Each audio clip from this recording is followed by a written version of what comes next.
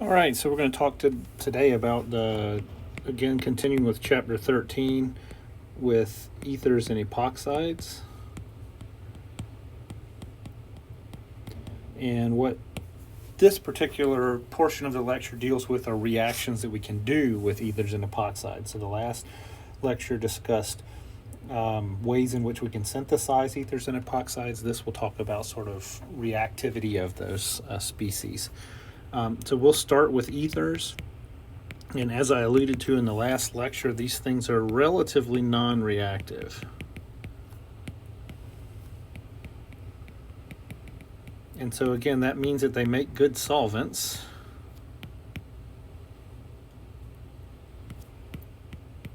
That they don't react, and they're also usually quite volatile, so they're easy to get rid of.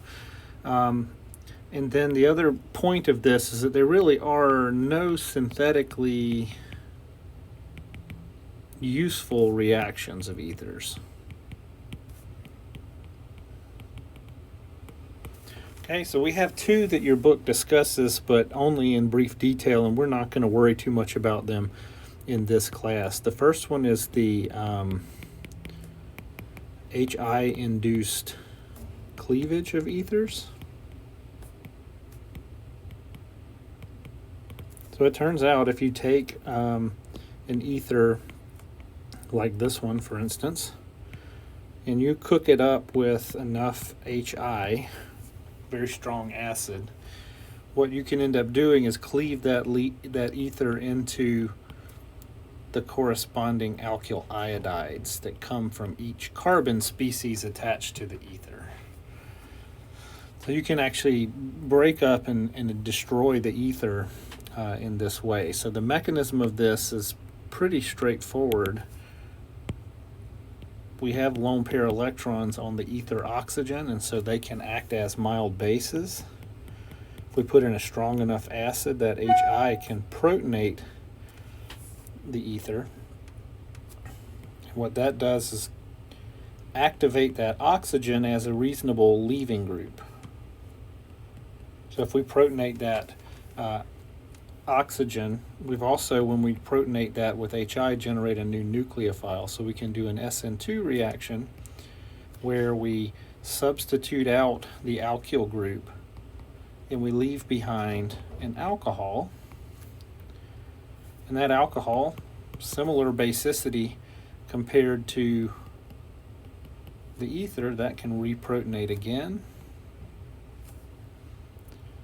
And that will give me another species that has a decent leaving group, in this case water, plus I minus. And we can come in and kick out that alcohol again. And so we can, if we try hard enough, convert an ether into these two iodo species. But again, this is not really a synthetically useful reaction. Nobody's going to go in the lab to intentionally do this. The only reason that we talk about it in this context in your book is because it's really the only type of thing we can do with ethers to get them to do anything of import. So we're not going to talk much about this reaction at all beyond this right here. So that's the first reaction, HI-induced cleavage of ethers. The second one is what's known as an autooxidation.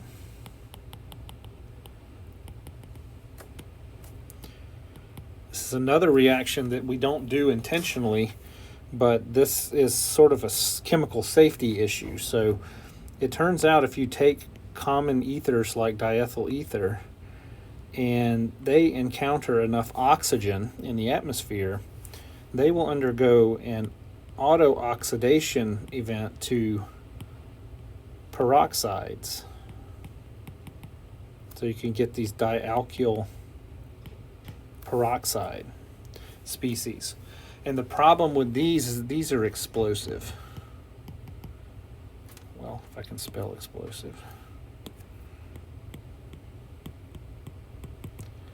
And so this is a chemical safety issue, right? If you have ethers that you use for a solvent and they sit around long enough in the presence of oxygen, you'll generate sort of a very small amount, something,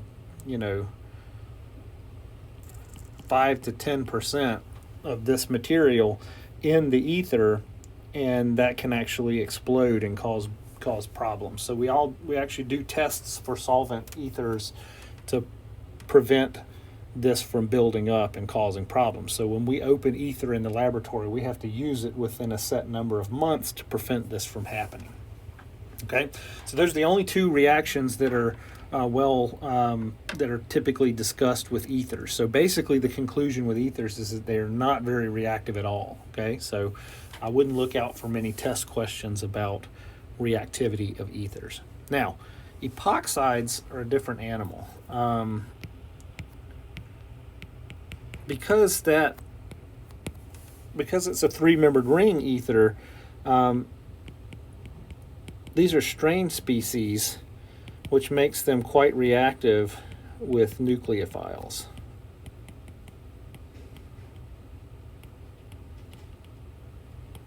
And so there are two ways in which we can ring open epoxides. We're going to see ring openings under acidic conditions.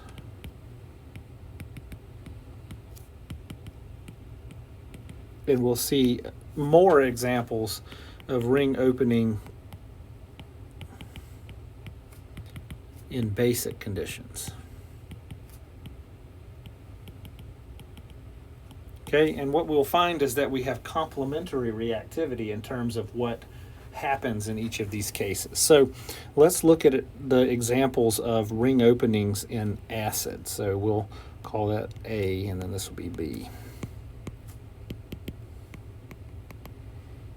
Okay, and so there are really two types of reactions that we have to worry about in this case. So this will be adding acid and water to an epoxide, or adding acid and an alcohol to an epoxide. Okay, but really the reaction happens exactly the same way. All right, so let's look at it with water and acid first. So to do this, we're going to look at a non-symmetrical epoxide, because we're going to actually look at how and where the nucleophile ends up adding. So this is what the reaction would look like with acid and water. Okay, and what we'll end up getting, as we'll see in this case, is we'll end up making this type of reaction where we hydrolyze that epoxide to make a species known as a diol when we use water and acid. So what would happen in this case, we can't lose sight of the fact that the epoxide has lone pair electrons which can act as a base. If we put acid in there, that material will protonate. And so now we'll have an oxygen with 3 bonds and a positive charge.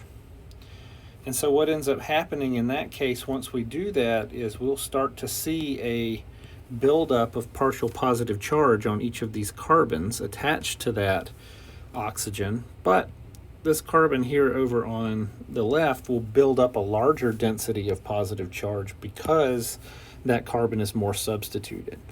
And so because that carbon becomes more positive than its neighbor, that's the carbon that will attract the nucleophile and ring open the epoxide at the more substituted carbon. So the nucleophile, in this case water, is going to add to the more substituted carbon and pop that epoxide ring open and deliver the epoxide oxygen on the less substituted carbon. So if I did that, then that oxygen would become positive from water, and then I'll get to my diol product by losing one of those protons to make a neutral species. But if we pay attention to the mechanism, we can actually follow which oxygen belongs to the epoxide and which oxygen came from water. So if we want to think about following the oxygen that originated from the epoxide, I'll highlight that one in pink. And if you look at this arrow where I'm breaking this neighboring bond as the water comes in, this oxygen on the end, on the less substituted carbon, is the one that originated from the epoxide. If I follow where the water oxygen is coming from, that's the one that's adding to the more substituted carbon here. And so that's the one that's going to always end up on the more substituted carbon of that system. Okay, so I can immediately pick out which oxygen came from water in this overall reaction versus which oxygen came from the epoxide. Okay, if you can keep track of those two oxygens, that'll really help you in terms of understanding how this reaction happens. The big conclusion is that when we undergo protonation of the epoxide prior to reaction of the oxygen, that nucleophile is going to get attracted to the more substituted carbon of that epoxide. All right, so if you can do this with water, it should make sense to you that we can do something similar with an alcohol. The same exact mechanism would happen. So if I take acid and put it in with methanol at the same time, my outcome in this case is going to be, by analogy, OH from the epoxide on the less substituted carbon, and the oxygen, which holds a CH3 from the alcohol, ending up on the more substituted carbon. All right, and so if we want to think again about mechanism, oxygen will grab a proton to generate this protonated epoxide. That causes a buildup of a positive charge on the more substituted carbon, so that was what will attract the oxygen from the alcohol to that position. So that delivers the alcohol at that position. It becomes positive because that oxygen is taking an extra bond. So we get here, and then we finally access our product by having that proton fall off into solution to generate our product. So the mechanism should look exactly the same, right? But again, we can follow the progress of this reaction. The oxygen in pink came from the epoxide. So if I break the bond at the more substituted carbon, that oxygen from the epoxide ends up on the less substituted carbon. And then this green oxygen, which originated from methanol, is going to end up on the more substituted carbon. Okay? So these reactions are relatively easy to predict in terms of the outcome, in terms of regiochemistry, if you keep in mind that fact that once we protonate the epoxide, that more substituted carbon is going to start to become more positive because it can better stand the buildup of positive charge. All right, let's look at just a few examples here to drive this point home. Let's go ahead and start with the epoxide, sorry.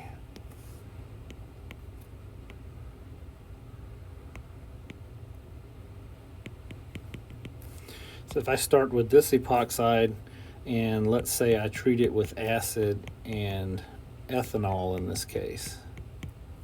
Okay, so what I will get in this case would be, this is another case where I'm ring opening in acid, so I'm going to end up delivering my nucleophile to the more substituted carbon in this system. So this carbon is the one that will react with methanol. And so that means that my oxygen that originated from the epoxide is going to end up on the less substituted carbon. So we'll use green for that oxygen on the methanol. We'll use pink again for the oxygen in the epoxide. So if I wanted to go through and draw this product, this is what the product would look like. Pop that epoxide open, where the oxygen from the epoxide is going to wind up on the less substituted carbon. Again, since this is something where the nucleophile is adding from the bottom relative to that epoxide on the top, my ethoxide group is going to end up on the the more substituted carbon. So if I want to say this green oxygen is what came from the alcohol, and then this pink oxygen is what came from the epoxide. So that's the product that I would see. If we want to imagine this same thing with another, another epoxide, let's do H plus and methanol, for instance. The product I would get, again, is going to have the alcohol from the epoxide on the less substituted carbon, and the OCH3 for the most substituted carbon. And so if I want to bookkeep again where things are coming from, this oxygen came from the epoxide, and this oxygen came from the alcohol. Okay, so what this really only works for water and for methanol, ethanol, because we need a nucleophile that is weakly basic enough to be in the same reaction vessel with acid. Okay, so this is what we see, and then we will always see the nucleophile, in this case, adding to the more substituted carbon of the epoxide. What we're going to talk about next is those reactions that fall under this category of B, which are ring openings in base.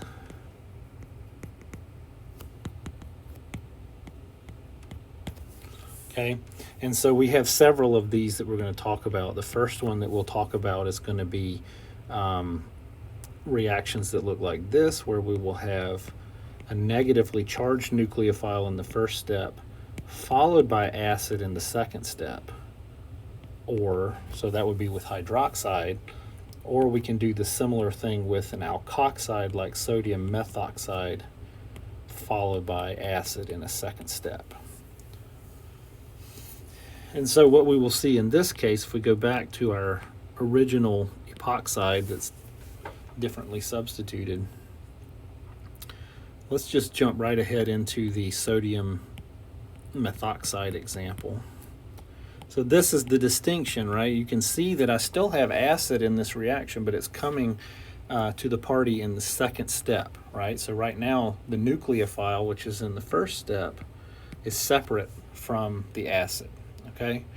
And so what ends up happening in this case is this reaction is just an SN2 reaction that's governed by sterics.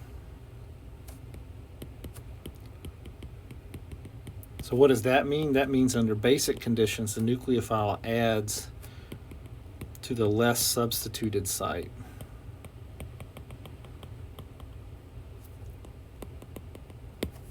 Again, that's just because it's more accessible. So in this case, what we would see is, in this case, we see ring opening of the epoxide by delivery of the nucleophile to the less substituted carbon. And that's going to place the OH, which came from the oxygen, on the more substituted carbon. So if I wanted to think about a mechanism here, in our first step, that methoxide is just going to add to the most accessible carbon of the epoxide. And so that's going to put the O- from the epoxide oxygen onto the more substituted carbon. And we'll get stuck at that O- until we chuck in some acid in the second step, and that acid is only there to protonate the OH. But I can still go through and bookkeep where my oxygens are in this case. So if we stick again with pink for the epoxide oxygen,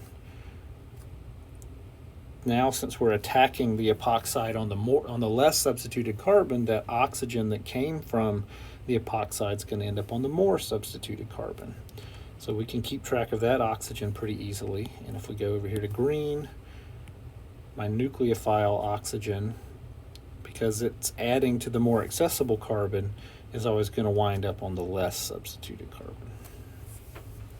So it's what you can see here is that this reaction is complementary to the first case where we would ring open in acid. We get opposite products in this case. All right, so let's quickly look at a few examples of this type of transformation, just so you get a sense of what it looks like. Or we can stick with green, I guess. So if I want to look at a system like this, let's do ethoxide followed by acid. So again, what I would see here is delivery of that nucleophile, and I'll go back to blue so we can highlight where the oxygens and stuff are.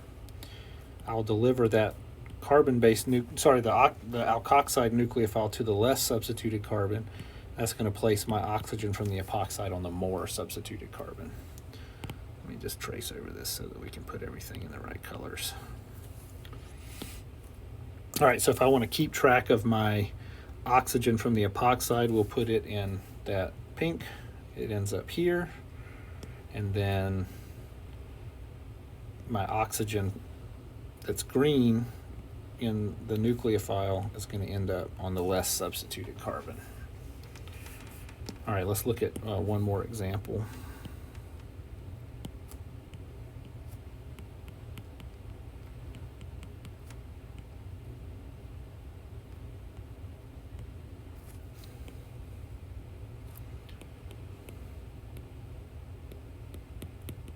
All right, so if I take this tri-substituted epoxide and treat it with sodium methoxide, now that I'm in base, the nucleophile is going to add to the less substituted carbon. Since that epoxide is facing down, that nucleophile is going to add from the top face, so OCH3 will go here, and that's going to pop open the epoxide down here. And so again, if I want to follow the position of the epoxide oxygen, it ends up here as an OH when that ring opens, after we take that green oxygen from the alkoxide and deliver it here to ring open. So it ends up here. All right, so those are the ring openings of epoxides under basic conditions with things like alkoxide nucleophiles. The second place we can encounter this type of chemistry with basic ring openings is going to be delivery of Grignard reagents.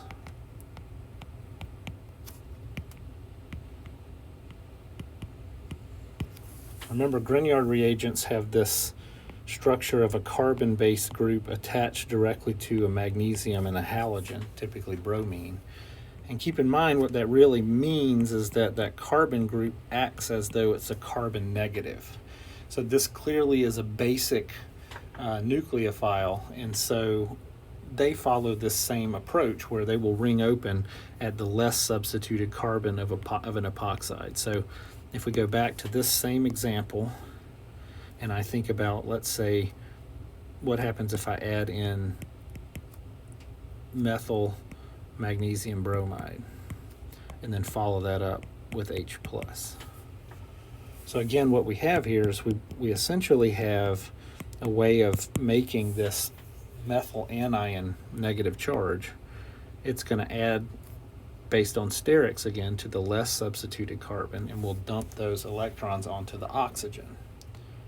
So if that happens, I've put in a new methyl group at the less substituted carbon, and I've stuck that oxygen from the epoxide on the other carbon of the epoxide.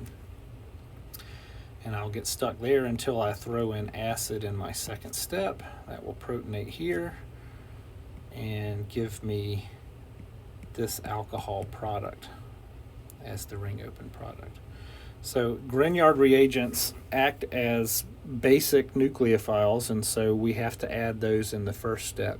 And so again, our ring opening event is governed completely by steric considerations. So we're always going to open at the less substituted carbon. So this can be a little bit confusing in that there are a lot of different Grignard reagents that we can utilize in this case.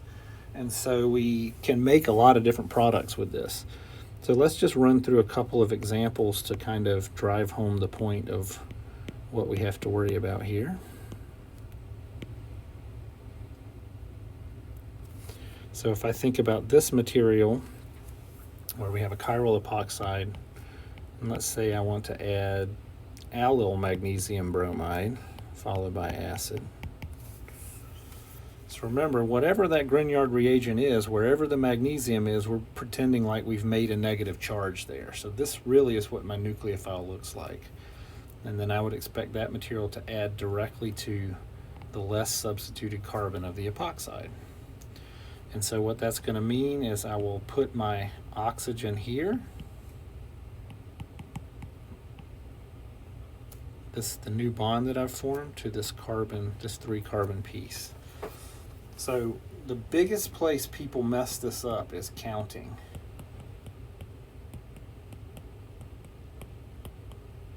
When you look at these problems on a quiz or a test, you really need to focus on counting your carbons. you should have the same number of carbons in the epoxide and the Grignard reagent as you do in the product, right? So many people will end up leaving off or adding an additional carbon here, and that is what ends up causing their issues with this type of question. Okay, let's look at just a couple more examples of this to drive the point home a little bit more. All right, let's have a look at this epoxide. And we'll ring open it, let's say, with phenyl magnesium bromide. And then follow that up with acid. And then I'll come up with one more.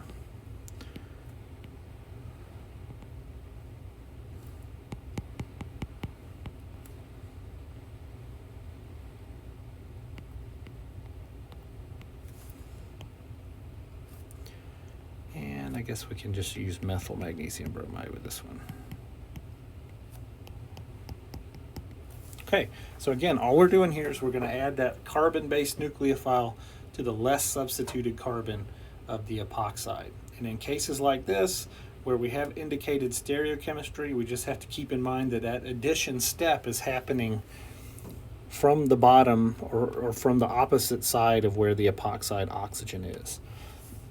So if I'm thinking about this first example, that means I'm going to deliver the nucleophile to this carbon, and I'm going to add it from the bottom. So that means that my phenyl ring is going to add from the bottom face in a dashed orientation. And then I will pop open that epoxide oxygen on the top face so that more substituted stereocenter stays the same. Okay, now the next example is a bit more complicated because I don't have that ring to orient myself. So I want to think about this. Let's go ahead and put in that missing hydrogen on the remaining chiral center.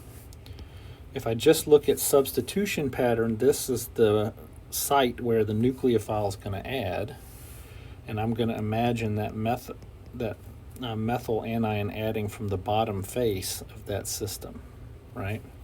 So the way to handle these types of questions is to keep that epoxide in the same plane. Go ahead and draw in that methyl group coming from the bottom. And what has really happened is I've just pushed up those other two substituents, but they stay in the same orientation. So I would get this stereocenter on that carbon, and then if I pop open that oxygen, I'm going to keep it on the top face because that's where it is to begin with. And then methyl here and ethyl here. So if I start with this single enantiomer of the epoxide, I should get this single enantiomer of the product. Okay, so that's the ring opening of epoxides with Grignard reagents.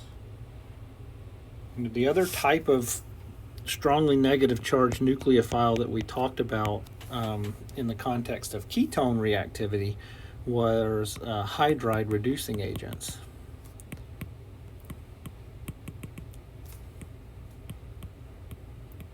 So you can do a hydride reduction of epoxides, and in this case we use lithium aluminum hydride. Remember, that's the stronger of the two reducing agents, and it's necessary for ring opening epoxides. But again, remember what that lithium aluminum hydride reagent behaves as. It really just behaves as an H- nucleophile. Okay, so in this case we're going to be ring opening the epoxide at the less substituted carbon with an H- nucleophile. So that's what, let's show what that looks like. So let's start with the same old epoxide we've been working with.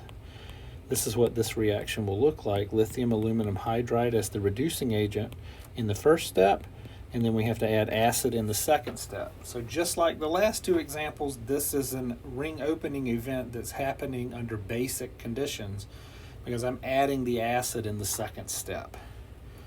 And so what I would get out of this reaction is delivery of that hydride nucleophile at the less substituted carbon to ring open the epoxide to make a molecule that looks like this.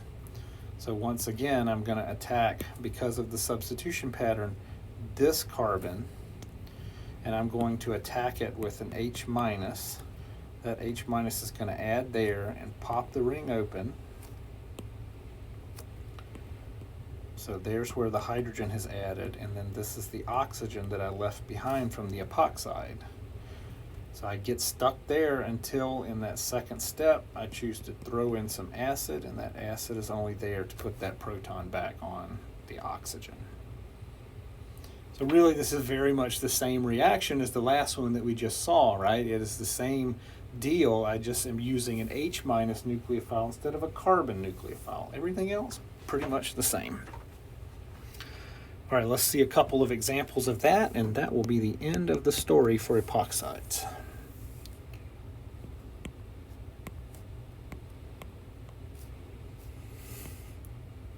All right, so if I think about, if I think about that epoxide with lithium aluminum hydride, follow that with H plus. Again, what I'm doing is taking an H minus nucleophile, adding it to the less substituted carbon, and dumping the electrons from that epoxide oxygen, dumping those electrons onto the epoxide oxygen to break that bond. And so what I would get in that case out of this reaction is the oxygen will hang out on the more substituted carbon of the epoxide, and I'll have delivered that hydrogen nucleophile at the less substituted carbon. Okay, we can do a couple more reactions to sort of drive that whole deal home.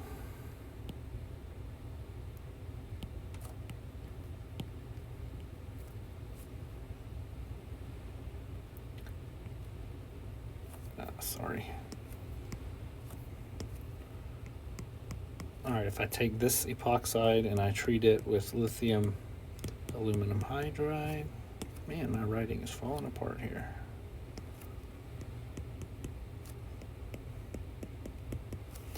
So again, I'm going to think about trying to deliver a hydrogen-based nucleophile to the less substituted carbon of the epoxide.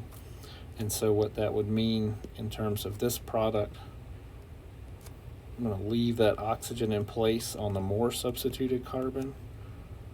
And I have done that because I have delivered, if I could keep track of it, I could deliver that hydrogen from the bottom face of that epoxide. But keep in mind that I've really just made a CH2 there, so I don't really even have to indicate that hydrogen. So I could correctly draw this product in this way with no problem whatsoever. All right, let's see if we can come up with a couple more examples.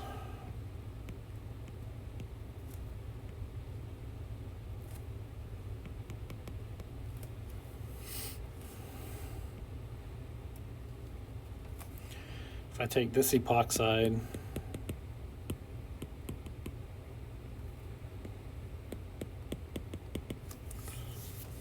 my most accessible carbon here is going to be this di-substituted site. So if you keep in mind what we have there, got that hydrogen that I've left off. So in this case, I would expect the H minus to come from the bottom of that system and then pop open the epoxide there. And so what I'll end up with in this case, if I keep track of the, where everything went, I've added that hydrogen on the bottom. That methyl group is still there, that hydrogen is still there. And I've popped open this epoxide up here. That methyl is still there, and that ethyl is still there. So that's what the product would look like, but keep in mind we can draw this product in a variety of different ways, right? Because this is a CH2 now that we've done the reduction. So I could actually just draw this thing even simpler. This is really the product that we've made. Okay, so you have to see if you can convince yourself of that, but we've actually gone from a molecule that has 2 chiral centers to a molecule that has no chiral centers. So I've gone from this material that has chiral centers to a non-chiral product. So as far as I'm concerned, I don't care how you draw the product as long as you get the right product. And so if you think about bookkeeping everything carefully, if you came out and drew this product, that would be completely correct, and probably is the easiest way to make sure that you're keeping track of everything. All right, so you should have a lot of practice on these, excuse me, these topics in your problem set. And if you have questions, please don't hesitate to contact me about it.